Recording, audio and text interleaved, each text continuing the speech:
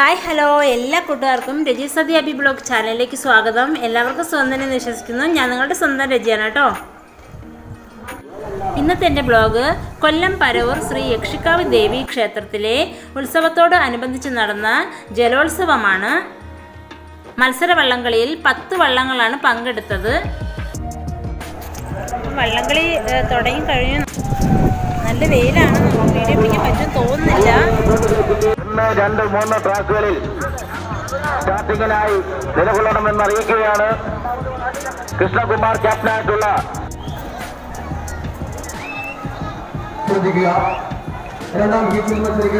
നിങ്ങൾക്ക് മത്സരം തുടങ്ങാവുന്നതാണ്. 3 കളിവള്ളങ്ങളും ട്രാക്കിലെത്തി മത്സരത്തിനായി തയ്യാറെടുത്ത് നിൽക്കുകയാണ്.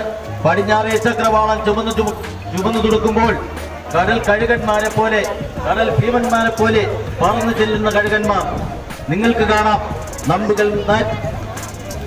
ഞാൻ പല സ്ഥലത്തുനിന്നും വീഡിയോ എടുത്ത് നോക്കി. അപ്പോൾ സൂര്യൻ അസ്തമിച്ച് വരുന്നതായതുകൊണ്ട് സൂര്യപ്രകാശത്തിൽ നമുക്കൊന്നും കാണാൻ പറ്റുന്നില്ല.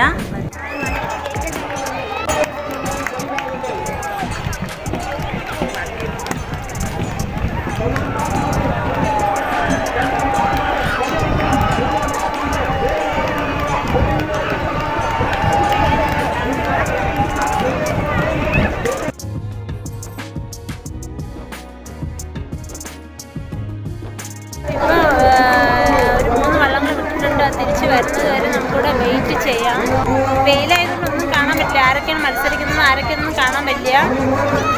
അതിൻ്റെ കൂടെ തന്നെ അലങ്കാര വള്ളം മത്സരവും ഉണ്ടായിരുന്നു. നല്ല ഭംഗിയായിരുന്നു വള്ളങ്ങൾ അലങ്കരിച്ച് കൊണ്ടുപോകുന്ന കാണാൻ. ഈ 10 വള്ളങ്ങളിൽ 1ാം സ്ഥാനം കരസ്ഥമാക്കിയത് PG പരീപ്പുഴ എന്ന വള്ളമായിരുന്നു. 2ാം സ്ഥാനം കല്ലുകുന്ന് എബ്രഹാം എന്ന വള്ളവും 3ാം സ്ഥാനം വെട്ടിക്കുന്നുള്ള തോട്ടുകടവനുമായിരുന്നു.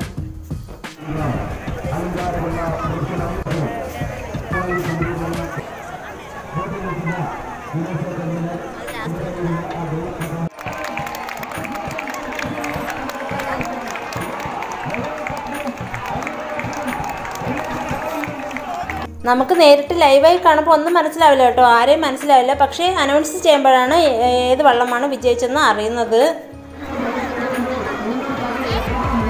10 ചുണ്ടൻ വള്ളങ്ങളാണ് മത്സരത്തിനുണ്ടായിരുന്നത്. അതുകൊണ്ട് തന്നെ നിരവധി ആൾക്കാരാണ്. നല്ല തിരക്കായിരുന്നു വള്ളംകളി കാണുവാൻ.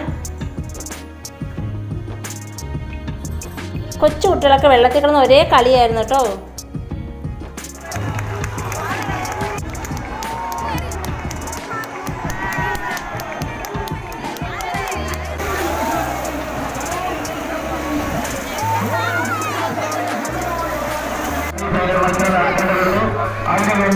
അപ്പം ഞാനും അബിക്കുട്ടനെ ഇവിടെ നിന്ന് ഐസ്ക്രീം കഴിക്കുകയാണ്. ഉത്സവ സമയത്ത് അവിടെ വള്ളംകളി നടക്കണം കേട്ടോ.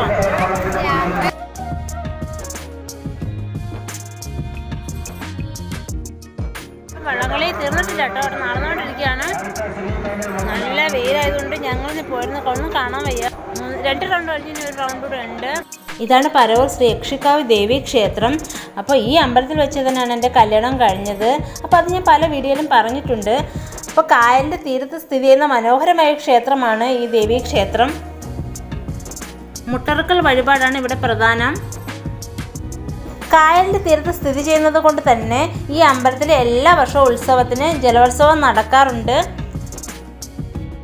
മത്സര വള്ളംകളിയും ഉണ്ട്, അലങ്കാര വള്ളം മത്സരവും ഉണ്ട്.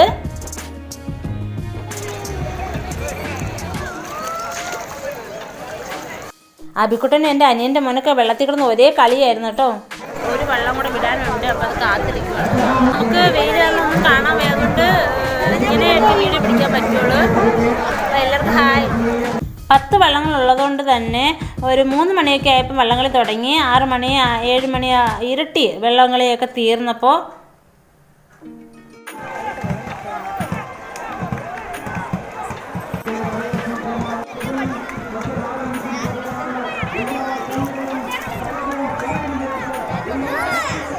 അപ്പോൾ സൂര്യൻ അസ്തമിക്കാറായി. അപ്പോൾ സെമി ഫൈനൽ നടക്കുന്നതേ ഉള്ളൂ, ഇനി ഫൈനലുണ്ട്.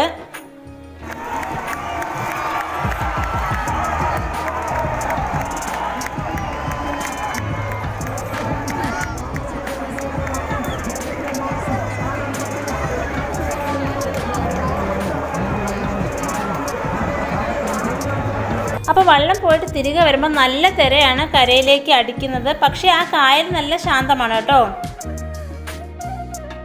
അപ്പം നമ്മുടെ ഫാമിലിക്ക് ജലോത്സവം കാണാൻ നല്ലവണ്ണം വീഡിയോ ഷൂട്ട് ചെയ്ത് വീഡിയോ അപ്ലോഡ് ചെയ്യണമെന്നായിരുന്നു ആഗ്രഹിച്ചിരുന്നത്. പക്ഷേ സൂര്യപ്രകാശം കാരണം നമുക്കിങ്ങനെ കിട്ടുന്നുള്ളൂ. അതുകൊണ്ട് എല്ലാവരും ക്ഷമിക്കണം.